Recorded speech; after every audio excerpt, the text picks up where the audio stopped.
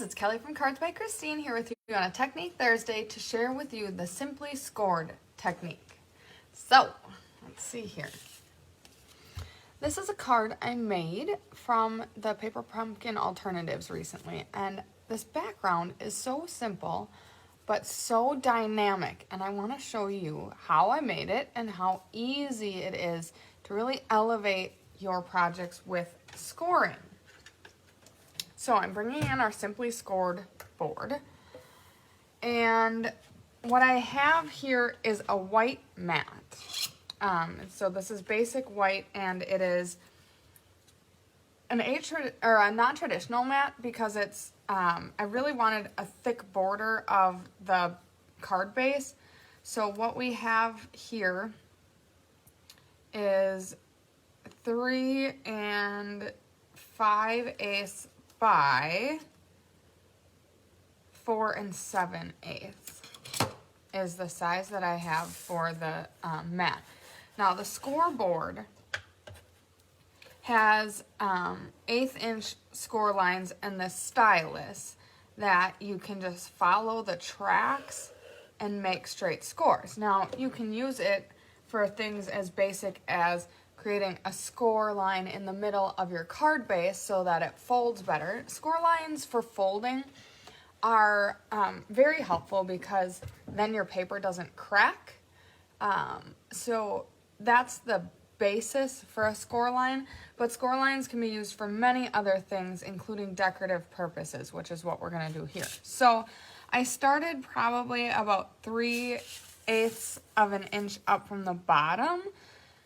So you can just pick a score line. There are 2 different balls on the stylus. I like using the smaller ball because I want to get into the track and not jump. So you kind of have to be a little careful, but it's not too difficult. So you follow your score line down and just drag all the way through. And then for this particular look, I'm using every consecutive score line. Now, of course, you could skip every other and make them farther apart, or however you so choose. And I was using elements from the Paper Pumpkin.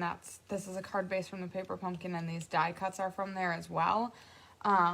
So depending on what you want to design to put on top of the score lines, if you're going to case this particular card, might help you figure out how far you want to go up your card base.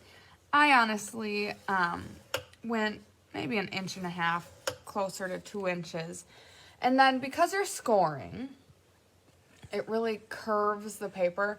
So I kind of just like flattened it out a little bit. And then I did use dimensionals behind it to help give it some height. So you just kind of want to flatten it. And then the score has 2 different sides. So you're taking your stylus and pushing the paper down into that track.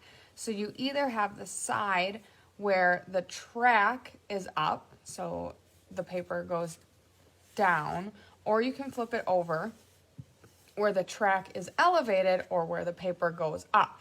2 different looks. Let's see, I think you can, there we go. So this is the side where the track is up.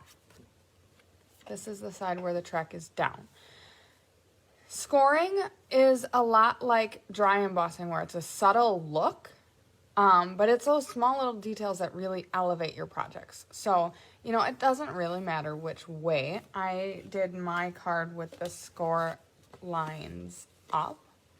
And then, I just went ahead and placed my die cuts on top, some embellishments, and then did, it's the small details. There's a beautiful balance of white space or blank space up top, and then I added a little banner with a banner end on here and dimensionalized that, offset it a little bit off to the side.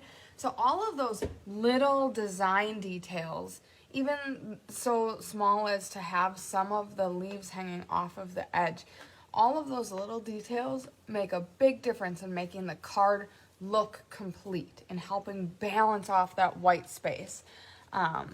So it's fun and it's intentional how we do our designs and stuff like that, and I hope you enjoy them.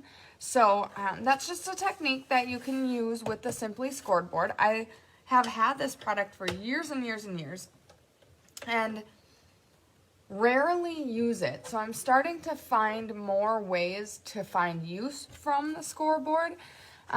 You saw a couple of weeks ago, I used the Simply Scoreboard to create paper frames. So you'll be seeing some more creative uses of some of our products. It's something that I'm looking at investigating and